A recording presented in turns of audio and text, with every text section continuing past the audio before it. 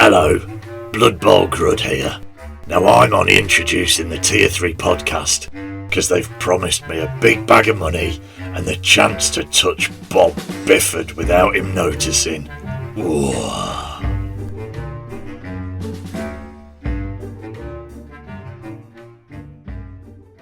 Hello everybody, and we are back. And I think this is still February. So, I am Jay, and with me, as usual, is the man, the myth, the gravy stain.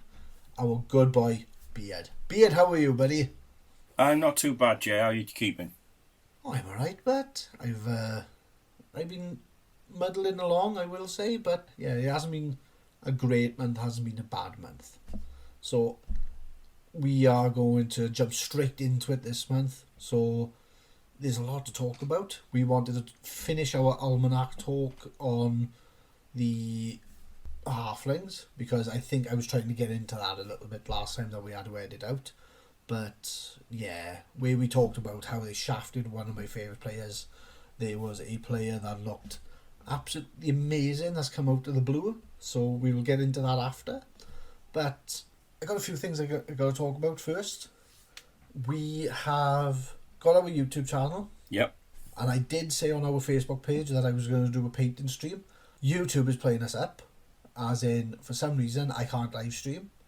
I've got to be able to put forward when I want to live stream, and it actually denied me the ability to do it last time. So that's going to be something I got to fight for. So I didn't forget. I was fucking fighting YouTube over that. On top of that, then, I've reworked our coffee account.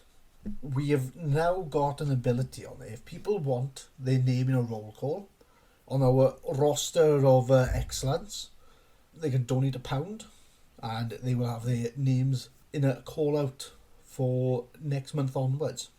We have our email open for people who want to send in questions, whether they be random or actually for the game. Beard, do you remember what the email address is?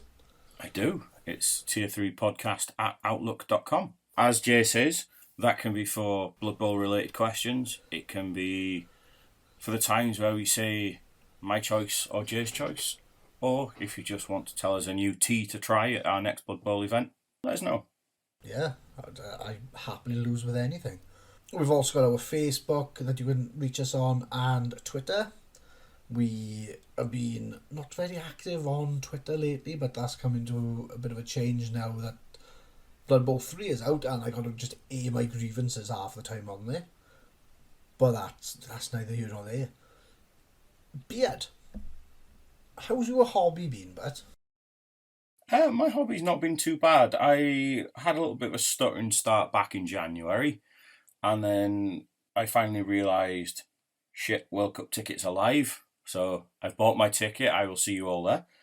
And I realised I actually need to get some practicing with the team. So I've cracked on with painting my team. I am taking Oaks. I want to take something that my brain can handle 3 days into a tournament. I have managed to finish 4 blitzers, 2 linemen, the goblin, and I'm working through the 4 big uns and the thrower at the moment. Literally as we speak, 5 minutes before I went live, I finished the green skin on those, with the troll still sat on the shelf. And then once they're all done, I'm trying to get those done for an event in 2 weeks' time, which we'll come on to a little bit later. Sideline staff and tokens and stuff can wait till after that event. I've had a few tidy ups on my hobby shelves and rearranged a few things. I've had a team and a couple of new star players turn up, so I had to make room for them. But most importantly out of all this, since we last recorded, I've had one of the most eagerly anticipated Kickstarters, certainly since I've been backing them, arrive. I had my Charlie Victor case turn up. Oh, this case sleeps in the bed between me and Joe. This case sits next to me while I work from home. This case even goes in the bathroom with me while I take a shit. I haven't let it out of my sight yet, and I haven't had a chance to use it yet. Oh, this fucking case. But it's the dog's bollocks, Jay. Yeah, it's also the mother of your children and the shit thunderbolts as well. All I've heard about is this fucking case. Oh, fucking hell. It's fucking square like a base. Anyway, I know, I joke. It's looking pretty good, but from what you've shown me, it's a good quality. And I hope it does you justice. I'm going to be repping proud with my Doc miniatures, but because that's equally as amazing, I will say. Oh, it is. The Doc miniature one is very good quality, and I think he was on it before Duncan looked at doing one. What I will say is, from the Kickstarter and from Duncan, there may be limited stock of these cases going on his store, so just keep an eye out. No need. Once he's finished fulfillment, there might be some available. Obviously, I know you might not need to, but listeners might want to have a look. Charlie Victor's got a very good name in the Blood Bowl community. He does, but Doc miniatures, now that's the case. I'm repping Doc miniatures, and I will say we actually met him at the Welsh Champs, and he's an absolutely brilliant bloke as well. Hell of a guy. Oh, he is. He is. The Doc miniature cases, you can tell it's a guy who was frustrated with the cases that were out there at the time, and he talked us through his design process, why he made them the way he made them, all the way down to the smaller cases, and Yeah. While Duncan specialised in a lot of other Blood Bowl paraphernalia, Doc Miniature looked at a specific problem and fixed it. I'm not taking anything away from Doc Miniature. No, I will say I absolutely love that case, and I know we reviewed it a couple of weeks ago, well, a couple of months ago really for us, but it's phenomenal, and the fact that you can put a bit of pressure on that and it still holds everything really fucking well. I absolutely love it. There's no words to describe how good that is. But Charlie Victor has come in a strong second with the case, I will say. I think if I was more into like the Dungeon Bowl stuff and I wanted to carry around a shitload of pitches, I probably would have picked it up. But no, I'm happy with my backpack with my Doc miniatures. But that's good enough for me. But like you said, Charlie Victor, amazing case, and also keep an eye out for extra boxes on there then, innit? So absolutely. What I will say, I've made a few Charlie Victor purchases myself. I've picked up the metal bases, and I picked up a few skill rings as well to go on my special skill ring stand as well, given to me by Doc 10 with hate, as he's written on it. So I will say, absolutely amazing. And those metal bases are fucking gorgeous as well. So you can colour code them to all your different positions as well. So I picked up a few different colours for different positionals, and on the bottom they got markers for when a player is prone or stunned. So you can have it facing you and the right way, so in case you can't tell when a model is stunned or prone, which I think is really good and absolutely top banging quality. But other than that, I will say I've had a little bit of a mojo loss this month because mental health hasn't been great. I've had to take some time with dealing with problems with my anxiety, which if I don't talk about it, it's going to stress me out more. That's why I'm very open on this podcast to talk about mental health when people want to talk about it. So I've had to do that. I picked up the Massive Dragons Orc team myself, and I've been back and forth with it. I haven't touched it the last two weeks because I just lost my painting mojo on that one, but I got to get back on the board with that one. I've made a few purchases for a second AOS army, shall we say. Well, actually, the second one this year, if I can get them both done, that would be my third AOS army that I've got sorted. So I got that in the pipeline, and I'm excited to get projects done and all lined up. And I know this is off topic because it's not Blood Bowl, but we are starting our AOS contest of champions soon as well, so that'll be something different to break up the monotony as well. But one thing I have done, but I have found a new channel called No Rolls Barred, which is a British board games channel, and I will talk about it here because I have found a new addiction, which is Blood on the Clock Tower. It's an absolutely amazing board game / online game that you can play, full of social reads and mistrust. If you've heard about it, you know how addictive it is. I've been trying to explain it to you the last, couple of minutes, well, nearly an hour before we went live, but I'm slowly trying to get back to where I was before, but softly catch a monkey. But that's the best I can do. I'm still going to Kaideith Cup. I'm going to take my Black Oaks because they're done and I'm not under pressure to do anything. Though I will say I may take my Norse because I can get frustrated and bloody throw them in the river. But yeah, generally slumming it this month with hardly anything done and dubbing on the computer. PlayStation 5 has been my best friend this week. So yeah. Well, there is a big hobby thing we're going to be talking about later on to do with PlayStations and consoles, but we'll come on to that later on and our thoughts. I have played that, but I've also been playing a few games. If anybody's interested, they've been Crusader Kings 3, which has been amazing, taking over the UK as a Welsh king who's cutthroat as anything. Late on the board for Plague's Tale, because I've been playing the first one, which is an amazing puzzle strategy game. And I was the dickhead that ordered Hogwarts Legacy as well. So I picked that up as a bit of a laugh, thinking, this might be a load of shit, but it's really good as well. Lost a lot of time flying around and doing shit on there as well. So that's my recommendations for this month. If people listen to this and wonder what games or type of games we play, any old random shit. So that's me done. That's hobby. Any more on a hobby thing for you? Not massively. Just, plodding on, and health hasn't been great, so a lot of nights have been sacked off not long after I finish work. So when I can hobby, it's been I need to get this team done more than anything. But I do have half an eye on the Age of Sigmar army for that coming up. So I am trying to plan time for that when I can. Wicked. Yeah, we've got a few things to line up first, but yeah, that's going to be wicked. That's going to hopefully get a few people back into one of our clubs as well. Before we carry on now, I think it's time that we give a shout out to Firestorm Games for being an affiliate partner with us. There's a link down below. If you need to order any paint, models, cards, scenery, anything for your Dungeons & Dragons, Yu-Gi-Oh!, Magic or Final Fantasy VII card games, Firestorm has it all. They've got an amazing array of hobby equipment and accessories.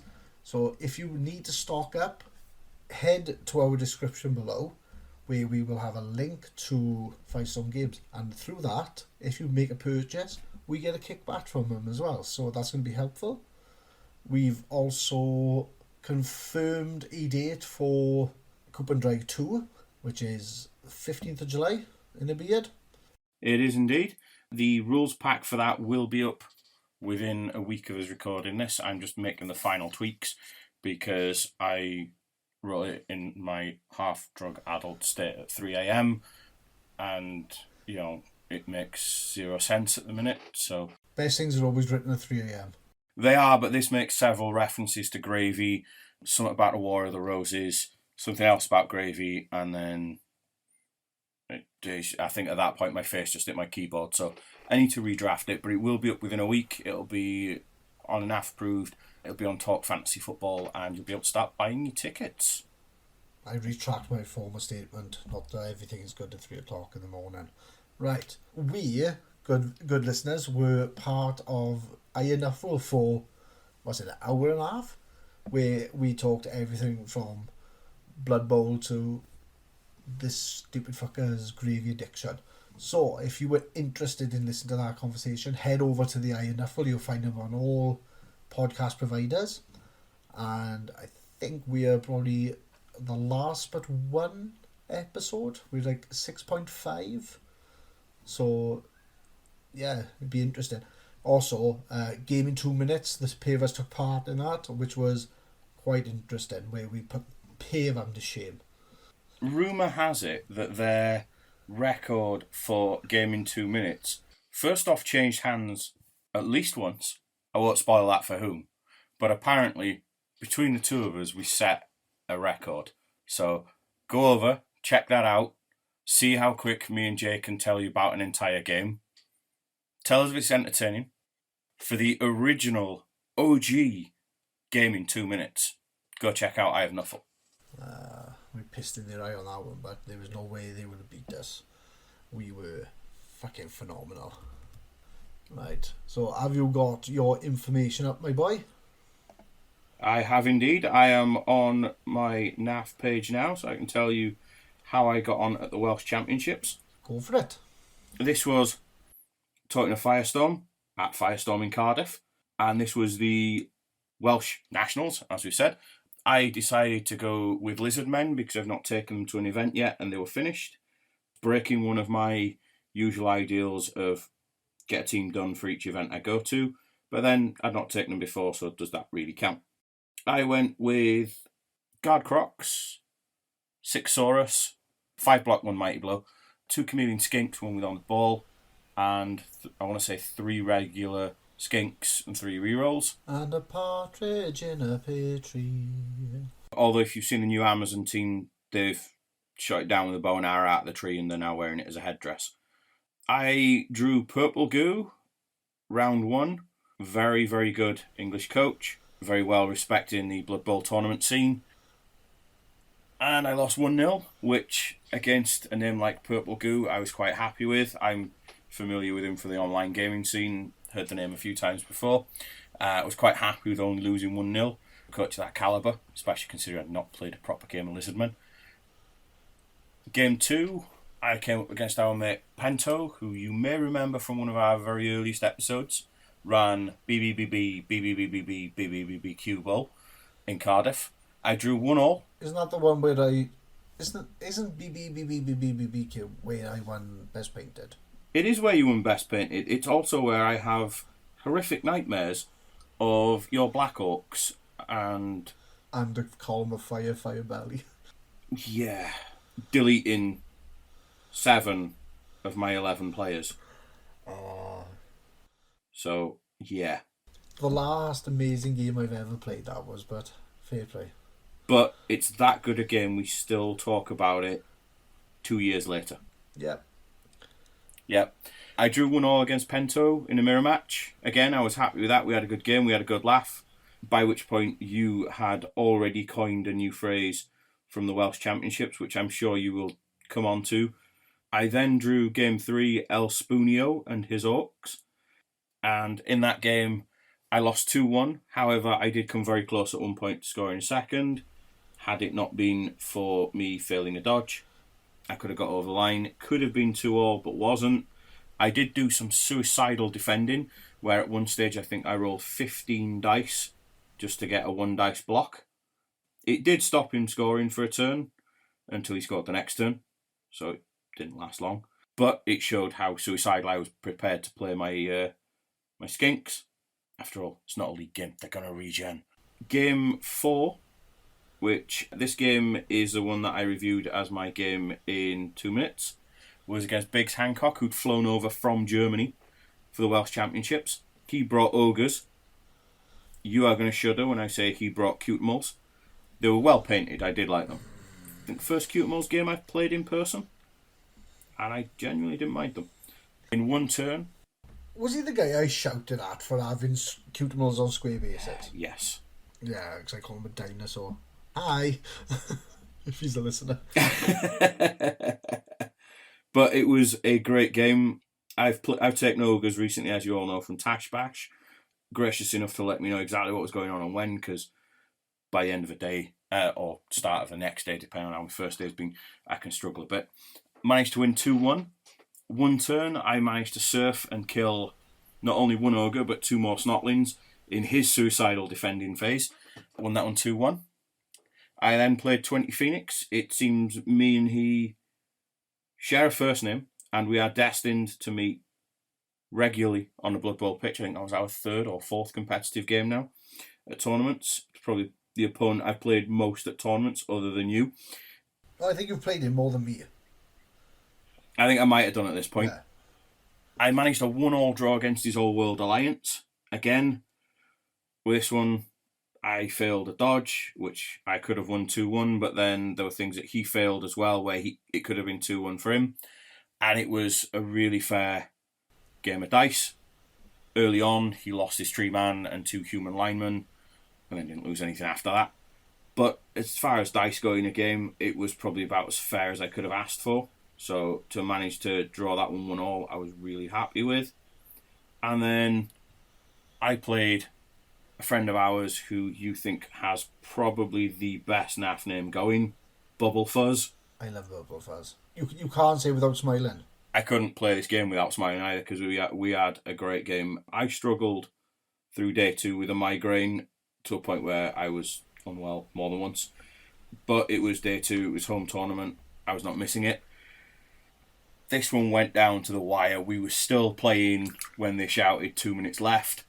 And I just about managed to squeak over the line in the last couple of plays with some seriously strange and odd choices. But I had to try and get the win. And I managed to win 2-1. So I went 2-2-2 at the Welsh Championships. 7 touchdowns scored, 7 touchdowns conceded, which I was really happy with, considering the calibre of some of the players I played, calibre of all the players I played. I had a good laugh all weekend. People broke with misery guts by when he had a migraine. So thank you all for that. But yeah, it was a good weekend for me. I was happy with 2-2-2. Could have been worse. I do still have a certain mascot chant ringing in my ears a few weeks later. You'd say that as if you didn't join in. Oh, I joined in every single time. The only thing is now, at 3 o'clock in the morning, when my missus hears me shouting it in my sleep, she wonders what the hell's happening and do I need to see a therapist? Yes. Short answer. Well, we know that anyway. But coming on to your weekend, how did you get on at the Welsh Championships, Jay? I think what we need to do, but is explain the rules for the Welsh Champs, because we had to build a team, and if I remember rightly, we had 6 skills, and in this pack, what we had was a free mascot reroll, and as we all know, mascots they're never a guaranteed reroll, so it's just a bit of fun on the side. It's nothing game breaking having one for free. It was absolutely cracking choice, I will say. Yep. And I will say to the boys who was running it, they done an amazing day. Absolutely phenomenal. Shep was fucking on top form the whole time. Our mascot that we were given by the organisers was a sheep dressed as a dragon. I believe it was from How to Train Your Dragon. And he became less of a mascot reroll, which turned into a basic sheepy reroll. And for some reason, I felt just saying I'm going to use my mascot reroll or I'm going to just use the sheep reroll just wasn't enough. So I was making people announce it really loud, which was a bit of fun that we were having on the bottom tables, because there was a lot of people, they were looking a little bit fed up by game 3. It gave them a little bit of a jolt that people were still having fun around them. So that was good, and it was always good to hear, and especially when you're walking around and you can hear somebody else shout the sheepy reroll as well. I believe there was somebody at the event as well that didn't quite like the sheepy reroll chant that went up. I don't know whether he was at the 40k event or whether he was at the Blood Bowl event. But when he went, oh, it was you guys started it. Was yeah, because we were having fun, because we haven't got a fucking board stuck up our arsehole, so we like stiff and only want to be on the top tables. We're on the bottom tables. I declared myself a 1 spoon warrior. We could have fun. Even to the point of, I think I lost my mind, I made myself a 1 spoon friend. You did? Which I ended up giving away to a listener. And if he's listening, I hope he's enjoying it. But, yeah, sheepy reroll, I think that was good, because I think a few people came up to me afterwards and said it kept them wanting to come back the second day, or it kept them remembering enjoying the day. So, sheepy reroll won the day for me. It was absolutely amazing. But I think everybody wants to hear how badly I done. Basically, bottom of the table. I think it was only Dragon Moosey that beat me as the one spoon champ, because I won one game, but I was fucking disastrous for the whole tournament. I took Corn for lack of better judgment. I thought I would be clever taking 4 block, and I remember I had a dog with a sure hand and a dog with with claws, and I think I might have put claws on another player.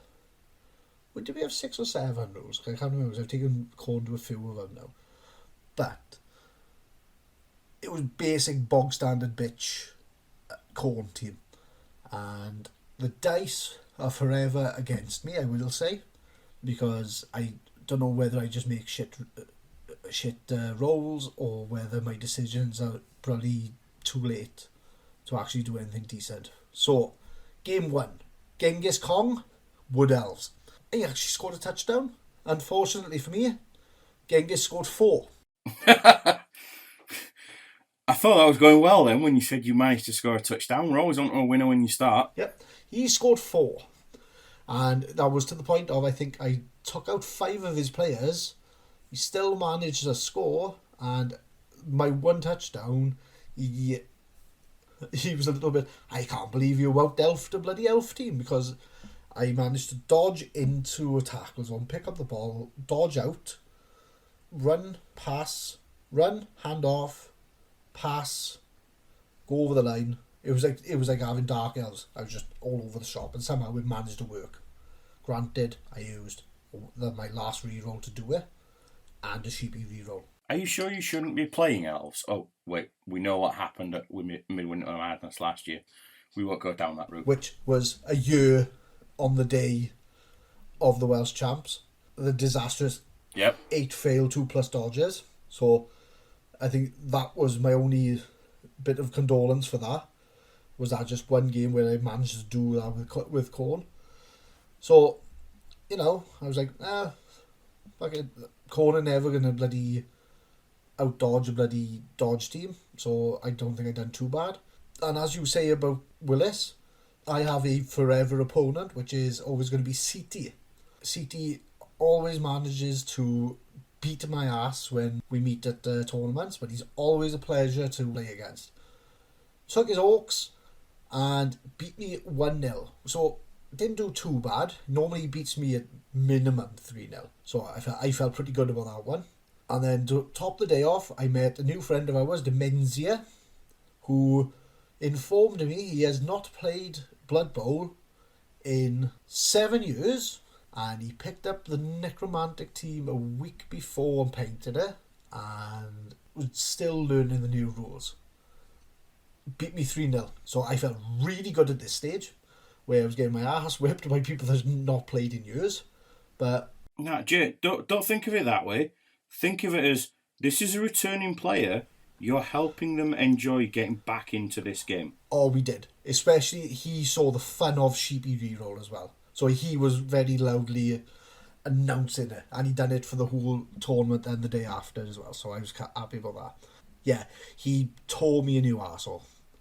But it was a fun game. I can't say that I was not smiling by the end of that game. It was first day. I may have been losing, but I was enjoying myself. And I think a lot of people, noticed that we were still having fun, even though we were rocking the bottom tables, and decided to join in and have a laugh themselves. Day 2, I played Mega Bog, which I believe was his first tournament. Took Snotlings. I managed to eke out a win, 1-0 on that one. You know how much I hate Snotlings. That was me falling off my chair at you winning a tournament game. I know. Are you feeling alright? Like, you don't play for the win. Shut up. It was Snotlings. It was strength 3 against strength 1, or strength 4 against strength 1. And it's not even like I won by pitch clearing or anything like that, or I won by like knocking out a load of people. I didn't. He still had a full fucking squad. I just managed to fucking dodge at the right time.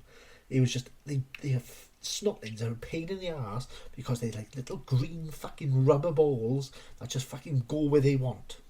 That's exactly what happened. It was just that time it worked in my favour. Jay? Yep. Just a quick one, mate. This plushie of a snotling I'm holding, do you want to point on it where the snotling touched you? Fucking everywhere. And didn't even wash his hands first, right? So, 1-0. Game 5. Played our boy Shane from Tash Bash. He too brought snotlings. But luck ran out at this point. Luck came up for one game, went back down. 2-1 was my final score in that game, which took me to Rockfist. It was a mirror match, cone-on-cone violence, and as you've pointed out plenty of times, when it comes to mirror matches, it's whoever has the dodgiest dice loses first, which was me, who had most of my team taken by turn 8, which means I didn't really have much of a team for the second half. I lost 3-0 and I was down at the bottom of the board. So, yeah, great. It was a good tournament. I had a good day, and if that's how the Welsh Championship is going to be every year, I'm glad it's going to be the pinnacle of the series. So, well done, boys. It was amazing, and well done to everybody that turned up. It was absolutely fantastic weekend. So, after this now, boys and girls, we are going to be going into the main topic, which is Halfling star players. So, we'll see you after the ads. Hello my friends, and my name is Dan Kirby. I have a very easy to follow and very chilled out painting channel on YouTube, where I paint miniatures of all different shapes and sizes. I paint miniatures from all different types of board games, and by using simple tips, tricks and techniques, it couldn't be easier to follow along. If you enjoy a relaxed painting atmosphere, then please check it out. And we're back, guys. And what we're going to do now is exactly the same as what we done last month. We're going to crack open our almanac and we're going to have a look at 3 new star players. Well, I say 3, it's going to be 4 today because one comes as a pair. So, Beard, what's your general consensus on these star players? We're going to call them the stunty sound off. The stunties, I don't mind them. It's nice to see a return of a halfling favourite. It's nice to see the non-goblin side of things getting their own cheap bombardier, and it's nice to see lizardmen get a bit of love with a couple. Well, I say a star player. Like you say, it's buy one get one free star player, or buy 2 pay 2 star player. I don't mind them. I certainly think 1 out of the 3 is much more powerful and going to be seen much more often than the others. But that remains to be seen as they've not been out long. What are your thoughts before we actually deep dive into them?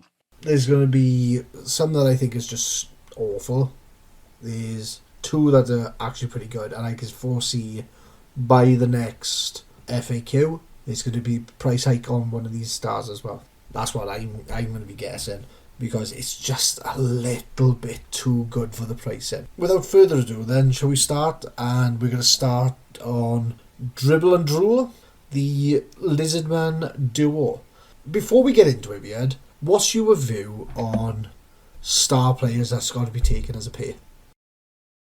Star players as a pair, I don't mind if it makes sense for them to come as a pair.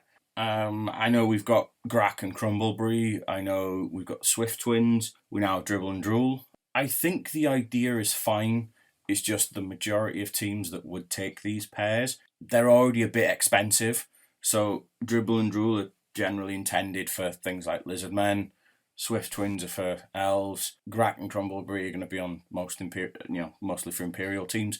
I feel like you're already having to lose quite a bit to fit them in. So I don't think they'd be used as much as intended. So you don't mind them then, is that the long-winded way of saying I don't mind them. I think the intention's there, but they're just overcosted for the teams they go into. Whether they're overcosted for the skills they have is a different matter. They're overcosted for the teams they're intended, so they won't be taken as often. Oh yeah, I gotta be honest, since the new edition, well, it's not a new edition now, is it? It's current edition. I don't think I've actually seen the pairs appear on a pitch. Mostly because, like you said, those type of players get costed out. And then I feel a little bit bad saying this, but I really dislike being forced to take in a dynamic duo pairing, because yeah, okay, you might want to try one, but it's the fact that you've got to take these two and they must take up both star player slots, and you're just like, fuck, it's just I want to try them, but I'm not that itching to try them more than taking something I know is going to be good for the same price. Because like we've spoken off mic, Dribble and Drool are 190,000, and say you were to take these for say Amazons or something like that, they don't do enough to warrant spending 190. I would rather go, well, I'm going to get Boa, I'm going to get that Estelle. Like, granted, Boa is like 10,000 more, but it's more justifiable putting it on him. But that's neither here nor there about that. That's just me going off on a tangent. So I'll start us off then. Dribble and Drool, but movement 8, strength 2, agility 3+, passing 4+, armor value 8+. You need to buy the pair of them at 190,000, like I've already said. Dribble's skills and traits are Dirty Player +1, Dodge, Loner 4+, Sidestep, Sneaky Git, and Stunty. Drool is Dodge, Loner 4+, Sidestep, Stab, and Stunty. So one is going to be your stabbing attacker, the other one's going to be kicking them while they're down. And then they have the same special rule, which is it must be hired as a player and count as 2-star players. Additionally, whenever Dribble and Drool perform either a stab or foul action against an opposing player marked by Dribble or Drool, they may apply +1 modifiers to these.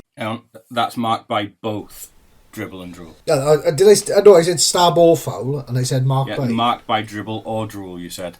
Marked by Dribble and Drool. So sorry, Dribble and Drool, you would stab or foul, but it's got to be the pair of them. So really, you're taking them as a hitting pair. Which, to be honest, how many times do you really want to be sticking your two foulers together? You tend to spread fouling players out, don't you? Yeah, most star players bring enough to a team that you would protect your star player. With this, for you to make the most out of both of them, to justify taking both, you need to mark an opposition player with both of them, and that's alright if one's marking and they're both unmarked by anybody else, that's strength 3. But I just think, the chance of your position getting a blitz or a block against them, I just think it's not great. Yeah, I like the idea that you're meant to double team with them, but I just think... If you were meant to double team with them, why haven't one of them got guard? Yeah. And then it wouldn't matter if you're running into a opponent with a friend. You're able to take out who you need. And that's, like I said, it's 190. It's not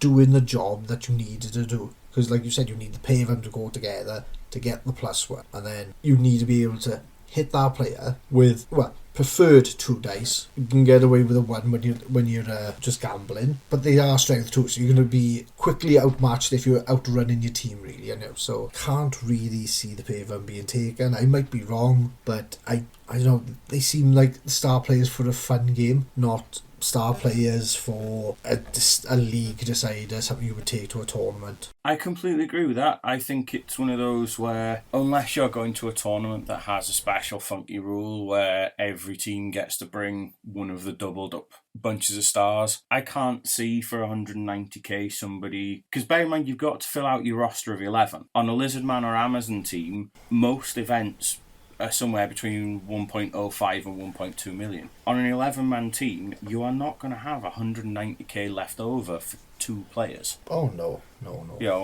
And if you do, certainly so with a Lizardman team or an Amazon team, I think by the time you've taken 2, possibly 3 rerolls, you're not going to have that 190k left over. Would you get more bang for your buck out of a wizard? Would you get more bang for your buck out of player and a bribe, maybe? With these, like you say, with one of them going to be a fouler, you're going to want to have... I mean, don't get me wrong, it's nice that the stab doesn't have secret weapon, but with one of them being a dedicated fouler, you're going to want to take a bribe. That's 290k just for across 2 stars. I don't know, see. I just don't like them. Like, it's not even a case of they just shit lizards. It's a case of, like, other players, like other like the Swift twins. they got a special rule where if one of them gets taken out, the loner 4+ goes down to loner 2+. So if you're running the two of them and you're risking one of them getting taken out, there is a bonus to it. Yeah. And it's a workable bonus. This one, if you were running up to someone to stab them, say, you're not going to be able to foul with that player because you've had to run him up to support the stabbing player. And if you're standing by someone to foul and stab the next turn, they can easily just go, okay, I'll move 2 players in, and there's no way you're going to fucking outstrength me then. Exactly. I also think as well, Lizard Man team, if we're looking at it from that perspective, your ball runners are typically skinks. This pairing flips that on its head of you want them involved in hitting things, you want them involved in fouling things, which means you're going to be possibly, skinks are the cheaper players. Do you know what I mean? So, like, what are you sacrificing to get in the team? And like you say, if one of them goes off, it's still loner 4+. I just don't think they're worth it personally. It's a nice thing, but I can't ever see them being taken. No, they're just not worth it. Enough about the shit twins. We're going to talk about a halfling. Which one do you want to talk about first? The pint-sized professional or the culinary queen, Matt? I reckon we go through the returning hero first, and then we talk about quite possibly one of the most undercosted star players going. So Puggy plays a Blood Bowl 2, and players of the old CRP before GW started back in Blood Bowl again will remember Puggy Bacon Breath. He is movement 5, strength 3 chubby fling, agility 3+, passing 4+, armor 7+. He's got block, dodge, loner 3+, nerves of steel, right stuff, and stunty. Halfling Thimble Cup Oral World Classic he will play for. And he's got Halfling Luck, so once per game, Puggy can roll 1 dice that was rolled as part of a single dice, or as part of a multiple dice roll, or as part of a dice pool. And that can't be armor, injury, or Kaz, so is there anything this Super Fling can't do? He can go pick up the ball. He can pass it over with Nerves of Steel. He can be thrown at strength 3. But that's the thing. Nerves of Steel is amazing. Some say he's too hefty, he's put together. I say he's fucking fantastic. I know what you mean. Surround him, and he can get the ball to where he needs it to go. Yeah, if he's got the ball, you've got to take him down. Exactly, and because of block and dodge, you're needing 6-ups to do that. Oh yeah, it's not going to be the easiest thing to It's do not. that, I did miss that he costs you a cool 120,000 gold pieces, which in a league game for flings, I would say that he's worth 120,000 gold pieces. No, he's worth more than that, but Nerves of Steel. This player may ignore any modifiers for being marked when they attempt to perform a pass action, attempt to catch the ball, or attempt to interfere with a pass. So this guy is not just going to be passing in a crowd. He can try and catch the ball, or he can be a cunt when he wants to interfere. So basically, he doesn't care who's around him. No, he's a strength 3 halfling. Of course he doesn't. It's almost like he's seen that ball as a sandwich and he's going for it no matter how many people are around him. Aye, but what are you going to remember? He's strength 3 throwable halfling as well. He's absolutely amazing. And agility 3+, on the right day, he's going to be landing and he's going to be ploughing through people. He's just the fucking one-man bombing machine, isn't he? He's just... Exactly. What do you think about the halfling luck rule? It's a poor man's griff in that sense, as it's just once a game, but I still think it's completely useful because, yes, he's got block and dodge, so you could re-roll the block. Dodge, you've got an inbuilt re-roll for. Stunty gives you stunty stuff. You could use it for picking up the ball, catching the ball, passing the ball, his landing.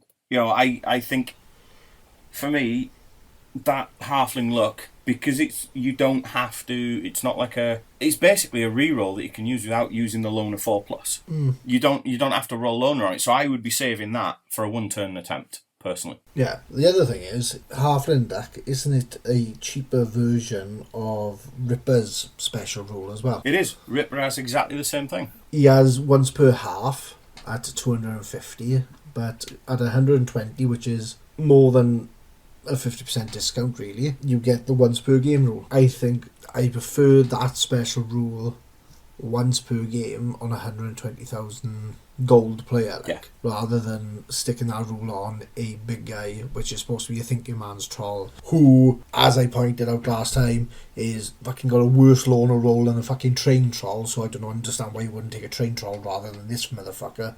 But let's not go on the tangent again. So, like you said, he's a blodger, and he also a cheaper. He's a 3+ loner.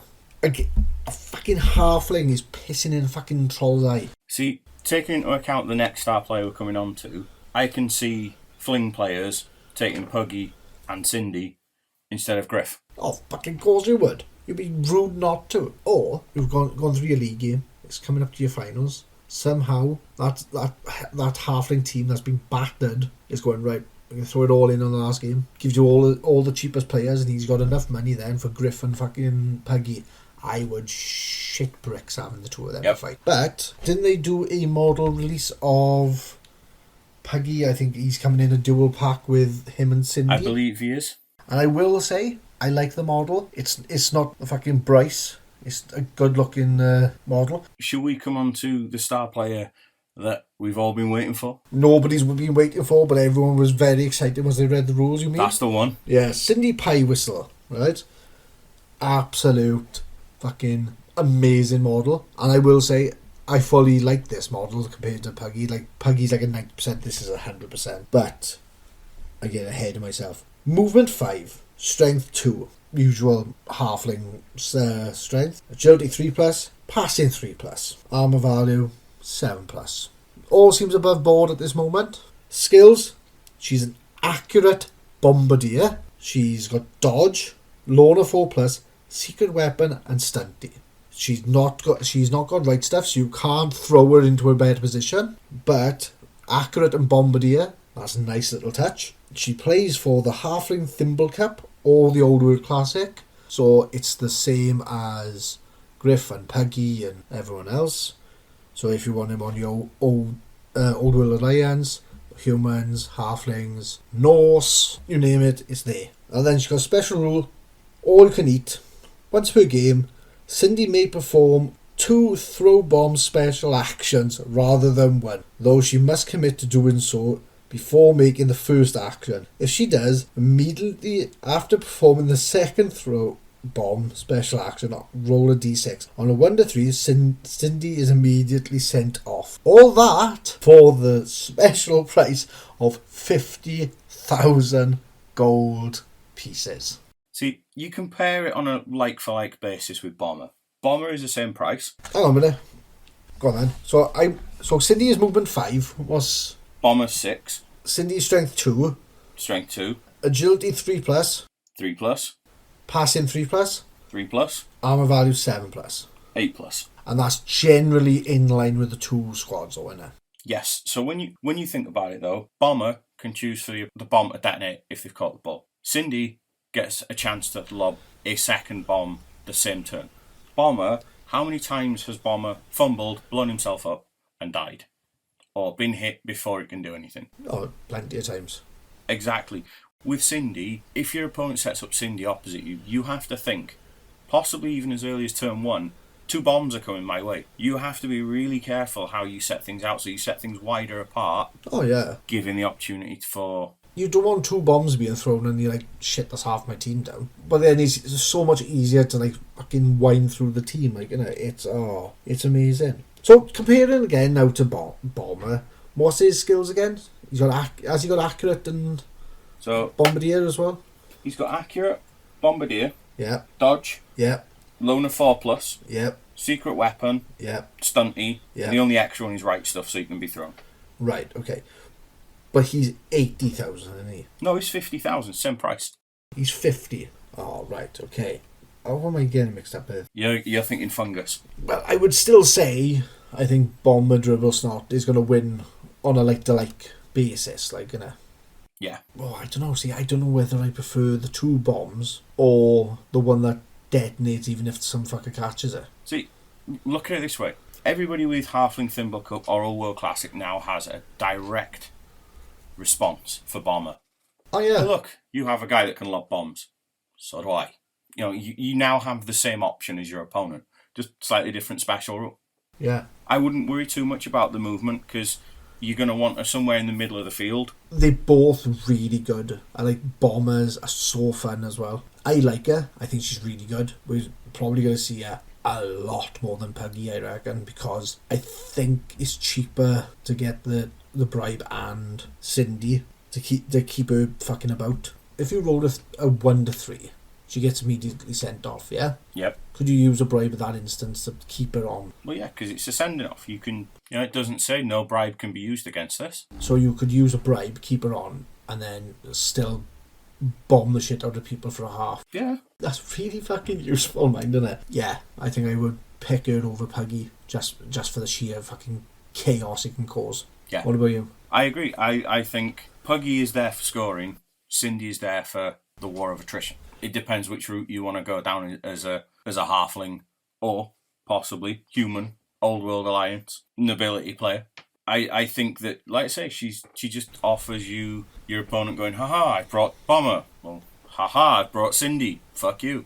It's the same thing, but for the other side, barring the special rule. For the movement and the armor value and them costing the same, I won't bat an eyelid at that, to be honest. No. Well, I think that covers the star players for this episode. Covered everything, but like you said, so I think we can end the episode here. Hello, Blood Bowl Grud here. Are you looking for a new pair of boots for your Blood Bowl game? Well, why not try new Orchidas Tier 3s? Every size from Snotling to Ogre, and the guarantee is stamp, and the elf is gone. Oh, we all hate war dancers, don't we? Right guys, we're back for a little extra bit on the side, which is going to be us talking about our first grasps at Blood Bowl 3. A pair of us had the Brutal Edition pre-ordered, and we were able to access the game on Monday, and we just want to share our opinions really of what's happening. I've already at this point put a post up where I've told Cyanide they need to apologise, so I think that could be an indicator where my opinions lie. Beard, why don't you start us off, buddy? Why don't you explain to people how you feel about Blood Bowl 3 as it is now? As it is now, I think it's a fucking rip-off and I think it's a fucking shambles. That is me, pardon the expression, being brutally honest. I think they've concentrated more on the microtransactions and gameplay. I think the fact that stars don't have special rules, despite them supposedly following GW's instructions on the game, I think it's an absolute shambles. The message announcement on Discord, which, if you know the message, you'll know what I'm talking about, where they talk about compensation for people who had Brutal Edition compared to Standard and so on. It's a start. I don't think it's going to be the be-all and end-all. Or should I say, I don't think it's the be-all and end-all for the players. Cyanide might see that differently. I think there needs to be more to it than that. Gameplay, at the minute, you can play online. There's a matchmaking system, there's a ranking system, but you can't see the ranking system. You can't create leagues online. There's no online ladder. It's just friendly games. So for a game that is meant to be about playing other people and playing tournaments and playing leagues, where that functionality doesn't work, we'll take aside the fact there's teams missing, because that's how they did Blood Bowl 1 and 2, they slow release teams. The fact that many, not just one or two, many of the game's core functionalities don't work is abysmal. You can't pause an online game without there being problems. The number of disconnections is unbelievable. You can't reconnect to a game that you've disconnected from. Even that basic functionality isn't there. They reckon it's going to be September time before basic things like that are going to be ready, and before the first sort of CCL or ladder or whatever you want to call it officially is there. We've effectively paid 50 quid for their what they call Brutal Edition, what I refer to as shitty beta edition, because it's still a beta. They've admitted as much, that they are still testing it from player data. For a game that is 2 years late, where they could, and people will chastise me for saying this for 50 quid for a new game, at this stage, if they had just reskinned the game, put the new rules in, the new stars in, and we'd have had a couple of cosmetic updates, I think people would have been much happier than the game it is now. If you just said to them beforehand, reskin Blood Bowl 2 and pay 50 quid, probably not. But Football Manager gets away with that every year, as do countless other sports games. But I don't think that this is 50 quid. As somebody put it in a review somewhere on Steam, a negative review would have been coming for this had it been a free game. But this is dire at the moment. That's not to say it won't improve. Their roadmap does show improvements. They've admitted there are errors. They've admitted there's a lot of things that need to change. Completely get that. But those things should have been there at launch. It shouldn't be it's 6 months, it's 9 months down the line job. It just shouldn't be that. There's a lot more I could say, and we're pretty free-reigning with profanities on here. I think the way that I would want to describe it, even the loosest of companies that allow us to swear as much as we want, would probably remove us if I said how bad I think the game actually is. Oh yeah, it's fucking worse than wet dog shit, but at the moment. Like, I will say I waited until an hour after the game dropped to start trying it, because I knew so many people would try it that the servers would probably be an error, and I didn't even have to worry about that. I booted it up, and it didn't for 20 minutes have the ability to hold a menu screen. There was options missing. Up until the 4th day, I was still having trouble, and granted, by the 4th day we've had 2 servers down, so they can do stability problems. I was having trouble playing campaign matches, and I don't know why, but it's like you said, it's some of it is a reskin, I think, right? Some of it is, and the commentary is just exactly the same. All they've done is just taken it from Blood Bowl 2 to Blood Bowl 3. It's the same old shitty gags. Yeah. On top of that, then, the AI is awful, and some of the players, yeah, they might look good on the screenshot or whatever, but I can't tell them apart when you're playing. It's like I said to you before, some of the Dark Elf players all look the same, including the star player they want you to play against. They all look the same. I couldn't tell the difference between the lineman, the star player, and the assassin. Yeah, I mean... But that's when the game loaded up. No, I was going to say, sorry to stop you jumping in, but it's like they made more of an effort to make cutscenes that were not needed. Like, I don't need to see a stupid pretend commercial for a gym or a Dark Elf cruise liner, or I don't need to hear the fucking underdog tale of a fucking goblin. It's all that was not necessary. I'll be honest, I looked at the shop side of it as well for the cosmetics. It looks awful. It's like everything is overpriced for what it is. To me, it's a very predatory microtransaction system, which it feels like they've pushed this game out to try and fund the rest of the game. And I know that sounds stupid as anything, but it feels like they want us to start paying for stuff now so they can get the money to finish the game. That's exactly what it feels like. That's exactly what it feels like. There's so many bugs wrong with it. But like you pointed out, you can't do tournaments or anything now, which to me a fundamental thing of this game is so people can be online and do tournaments online, play friendlies. The stability problems mean you could be chucked out of a game at any random moment. There's no, like you said, there's no ladders or anything like that. I got a screenshot here of what they call the Gear 1 roadmap. Basically what they call in the period from February to the 25th of May is a pre-season. So the game isn't going to change really until May. So if people are umming and ahhing about buying it, unless you want to practice playing an AI which is stupid as fuck.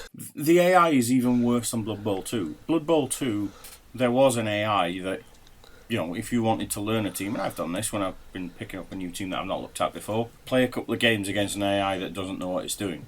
The AI in Blood Bowl 3, like you say, makes stupid decisions. It gets a big guy, agility 4 or 5. 5 tackle zones. Yep, I'm going to go... Never mind, I'll go around. I'll go straight through 5 tackle zones. It sets up exactly the same formation no matter which team you're playing against. There is no tactics whatsoever. I get that an AI for a game as complex as Blood Bowl is going to be difficult to do, especially on probably the budget that Cyanide and Nikon have had for this. But like you say, this is just predatory. There are so many features missing that you've hit the nail on the head. They've put the microtransactions in early because they know once it gets review bombed, because it's shit, it's not really a bomb if it's shit when it's true. Once it hits 4 or 5 weeks out and 90% of the reviews are negative, nobody's going to want to buy it. So they're relying on their current customer base buying transactions early and paying for stuff early so that they have the money to fix the rest of the shit. And I guarantee 6 months in, their tech team of, I'm sure somebody put earlier supposedly on their LinkedIn they have 100 employees. Can't guarantee 100 of them work in dev, but I guarantee there'll be like 20 of them left. There'll be nobody there to keep this roadmap in 2-3 years' time. 4 years they reckon it'll be before we get all the teams in there. 4 years. We'll come on to that in a minute. Right, well, like I was saying, I got the roadmap here.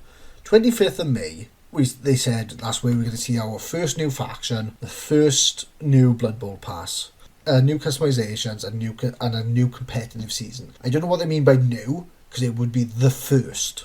That is going to be the start of a competitive season where everything else is classed as a pre-season. At this point, they're trying to introduce the official ladder system.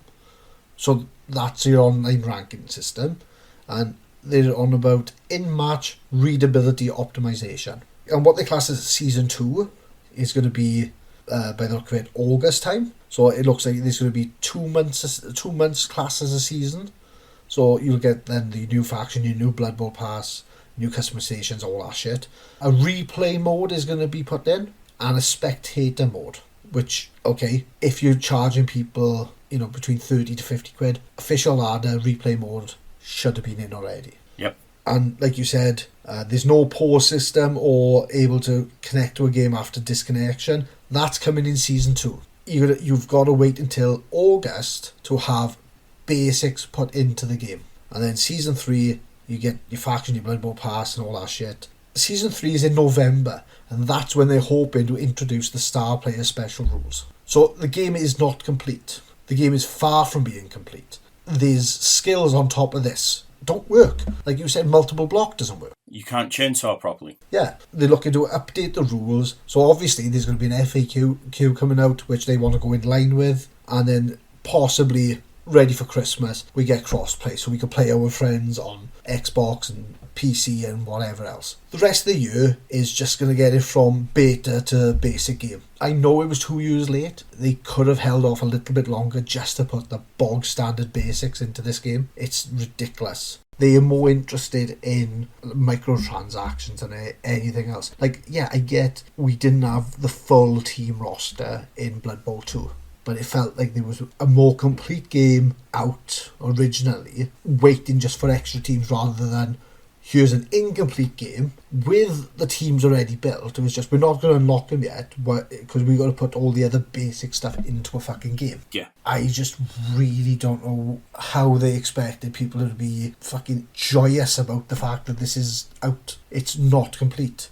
I tried to load up just their basic bog standard campaign matches and they just wouldn't load. They would just do the same stupid fucking adverts all the time, ready for the match but never load up the match. And that's still going on. And like we've said, it's no ladder or anything, and we're not and they're expecting us to be fucking eagerly anticipating May to come round so we can get started. It's like by that time we probably would have either given up the Ghost or go back to BB2. This shouldn't have been released at this stage. No. But I have a feeling that this is one of those where guys in the dev team probably told upper management this isn't ready, but upper management probably pushed back and went, we've delayed it for 2 years already. It has to go out no matter what state it's in. To be honest, they haven't really addressed any of the fucking problems that people are pointing out. It seems to be like we'll just keep quiet until we have to.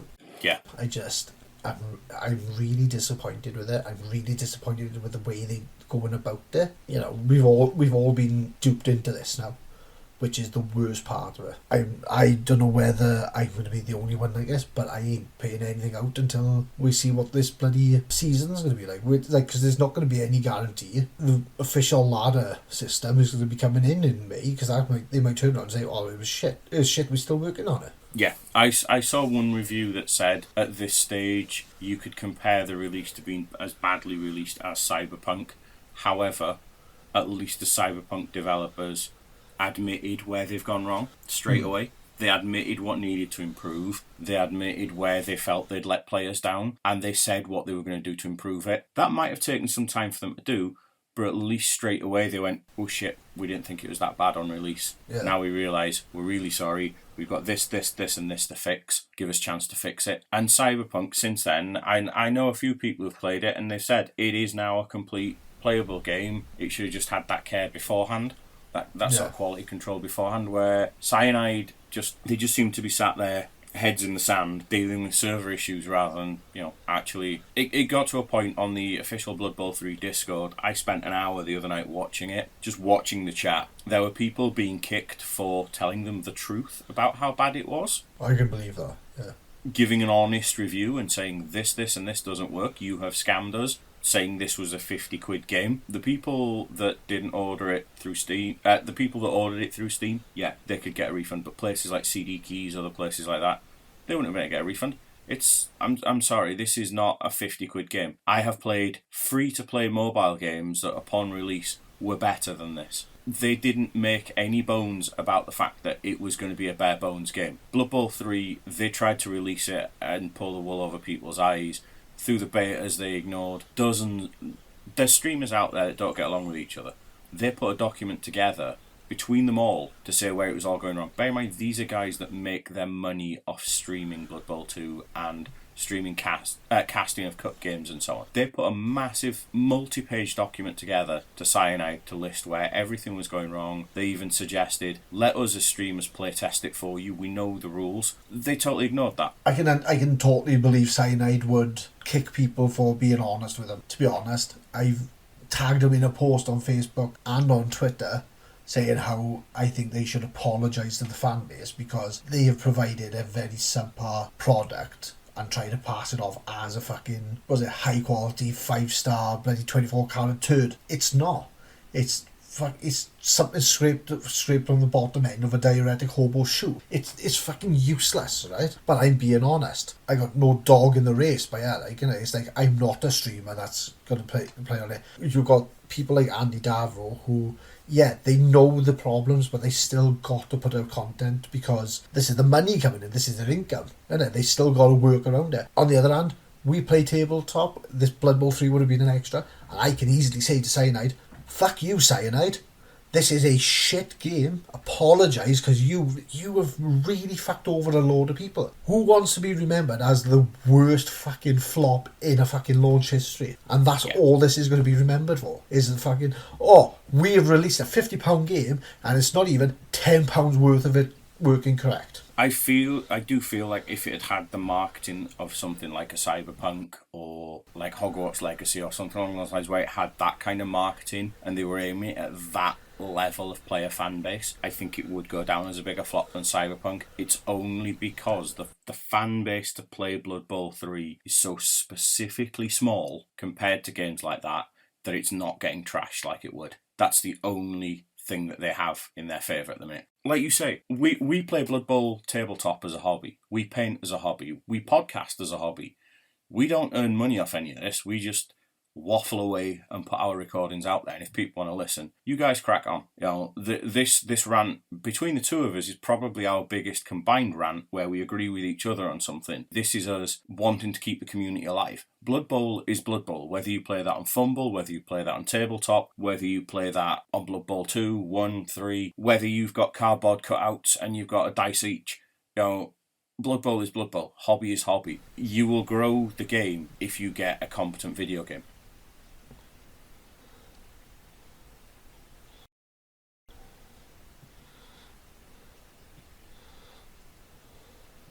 Okay, there's going to be a team released every 3 months. Now what they could have done with that is there could be a code on the back of the box where if you've bought the team in store, you get the game for free. You get the team for free in the game. That would be a good way of doing it, like they do with the codexes and the rule builders. Or they could have gone, if they aren't going to go that far and give you the team for free, they could have at least worked with Games Workshop and go, GW, what are you releasing in May when we have our first quarterly update? Oh, Cyanide, we are releasing new Halflings. Cyanide go, oh, new Halflings, brilliant, we'll drop them in at the same time so we can go, here, try the team on here before you go buy them. Games Workshop in the shop can go, try them in store with our painted ones and then go buy them in a video game. It's dual marketing. They haven't even thought of things like that. Do you know what I mean? That wouldn't have cost them a dime to do, but would have worked marketing both ways. It's been released, nobody gives a shit, and it's just a lot of hurt feelings are going around at the moment, and it's for a reason as well. It's not even like it's misplaced. It's just bullshit after bullshit with this company. So yeah, don't expect us to get any partnership, and I think it's only so much we can labour that point that we're so disappointed, and if people disagree with us, they know how to contact us and get their point across. Let's have a discussion about it. But like I've said, it's only so much we can do, so I'm going to call it there, and we're going to say goodbye for now, and we will see them next month. Hello, Blood Bowl Grud here. Are you looking for a new pair of boots for your Blood Bowl game? Well, why not try new Orchidas Tier 3s? Every size from Snotling to Ogre, and the guarantee is stamp, and the elf is gone. Oh, we all hate war dancers, don't we?